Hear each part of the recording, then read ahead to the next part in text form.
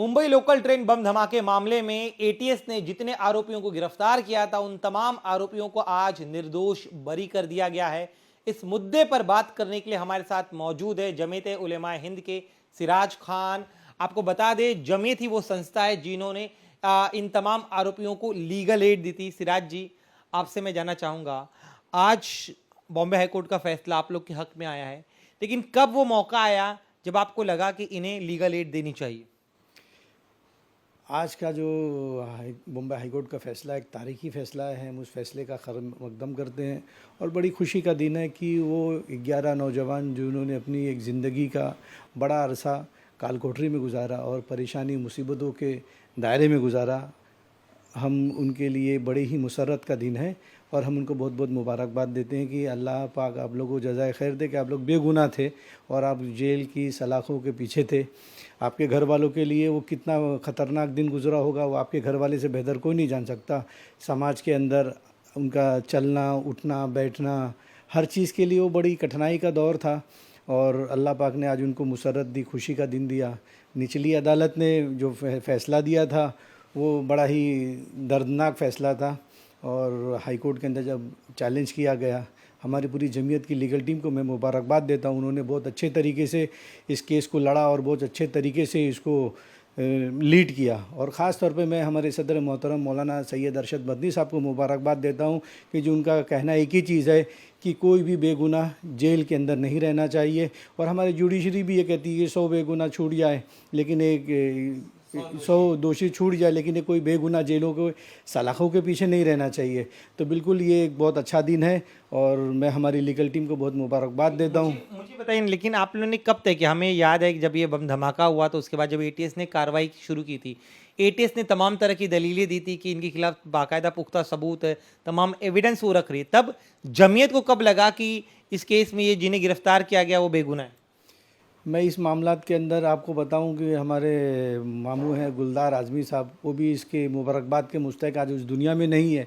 लेकिन हमारा जमीयत का लीगल का एक सिस्टम है कि कोई भी हमारे पास आता है, एप्लीकेशन देता है, उसके बाद में जमीयत की लीगल टीम ये मालूमात लेती है कि आया ये आदमी बेकसूर है या नहीं है।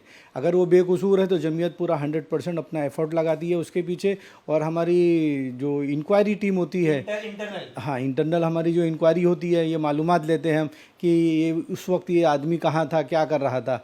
और हमारे पास भी जब ये रेलवे ब्लास्ट के लोग 26/11 के लोग आए तो हमको ये मालूमात दिए, हमने मालूमात ली, घर वालों ने भी ये मालूमात दिया कि जिस वक्त ये ट्रेन ब्लास्ट हुआ ये लोग उस जगह पर उस ट्रेन में मौजूद नहीं थे, वो अपनी अलग अलग जगहों पर थे। तो हमें ये यकीन हो गया कि ये लोग इसके अंदर मुलविस नहीं है। अच्छा, तो तब आप लोगों ने तय किया। लेकिन जब ट्रायल कोर्ट का फैसला आप लोगों के खिलाफ गया उसके बाद किस तरह का घटनाक्रम रहा? क्योंकि उसके बाद भी आप लोग जो है लगे रहे थे इस केस में, फर्दर एप्लीकेशन आप कर रहे थे, आपने अपील दायर की बॉम्बे हाईकोर्ट में। बिल्कुल, हमें लगा कि निचली अदालत ने जो फैसला था किसी के दबाव में फ़ैसला दिया, लेकिन हमें अदलिया पर पूरा भरोसा है। हमें ये मालूम था कि जब भी जुडिशल अच्छे तरीके से बैठेगी, ओपन माइंड बैठेगी तो इसका फ़ैसला अच्छा आएगा। अब इसके अंदर हम ये सोच रहे हैं कि वो कल्पिट ऑफिसर, वो अफसरान जो इसके अंदर नाहक इन लोगों की ज़िंदगी के सालें बर्बाद की रही, मैं समझता हूँ शायद 18 साल बर्बाद हुए हैं, उस 18 साल की भरपाई कौन देगा, उनका पुरसान हाल कौन रहेगा? तो ऐसे लोगों के ऊपर सख्त से सख्त कार्रवाई होनी चाहिए। कितना चैलेंजिंग था? क्योंकि एक 18 साल एक बहुत लंबा अरसा होता है, एक पूरी पीढ़ी एक तरह से जवान हो जाती है। ऐसे में आप लोगों के लिए कितना चैलेंजिंग वक्त था ये और कैसे आप गुजरते गए वक्त? क्योंकि फैसला आने में काफ़ी देरी हुई, काफ़ी लंबा गैप हो गया था। इसके अंदर गैप के ऊपर मैं ये आपसे ये कहूँगा कि इसको गैप नहीं कहेंगे।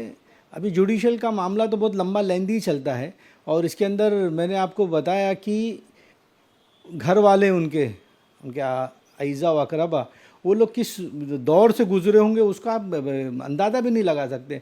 समाज में कहीं जाना, कहीं पर मिलना तो लोग उनको तरह तरह के नामों से बुलाते होंगे। आज उनके लिए आप ये सोचिए सिर्फ कि कैसा दिन होगा। आज वो लोग 18 साल जो उन्होंने जेल के अंदर सलाखों के पीछे गुजारे हैं, कोई उनको पूछने वाला नहीं था सिवाय जमीयत के।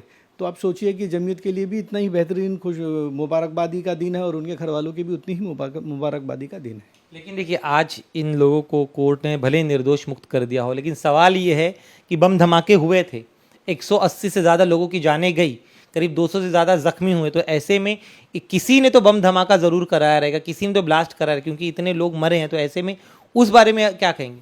नहीं, ब्लास्ट तो हुआ, जाने तो गई, हमें उसका अफसोस है और मरते दम तक उसका अफसोस रहेगा कि जाने का ये नुकसान हुआ है। अगर मैं मेरी ज़ाती राय दूंगा, अगर हम लोग इसके ऊपर आप ध्यान देंगे, करकरे साहब ने जो इन्वेस्टिगेशन किया था, अगर उस इन्वेस्टिगेशन के ऊपर हम लोग पूरे तरीके से जाते हैं तो जो इसके अंदर खातिर मुजरिम थे खाली वही पकड़ा जाते थे। और आपने देखा होगा साध्वी प्रज्ञा जैसे लोगों को उन्होंने पकड़ा और पकड़ने के बाद में क्या हुआ, आज मालेगांव ब्लास्ट के लोगों का क्या हुआ।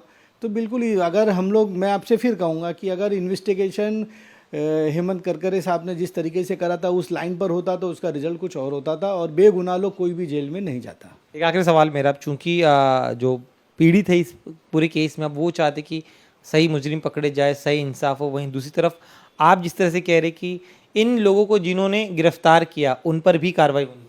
बिल्कुल होनी चाहिए कि उन्होंने आंख बंद करके कार्रवाई करी, किसी के प्रेशर में आके कार्रवाई करी, तो जिन लोगों ने जिनके प्रेशर के ऊपर ये कार्रवाई करी तो उनको उसकी सज़ा मिलना चाहिए। अभी आप देखेंगे जिनको कुछ काम धंधा नहीं होगा, जिनके पास कुछ काम धंधा नहीं होगा पॉलिटिकल पार्टी के ऊपर, इस ऑर्डर को लेके अब वो कंडम ऑफ कोर्ट करेंगे, लेकिन उनके ऊपर कोई कार्रवाई नहीं उस होगी। समय तो कांग्रेस की सरकार थी, कांग्रेस की सरकार के मौजूदगी में ही सरकार के दौरान ही इसने कार्रवाई की गई।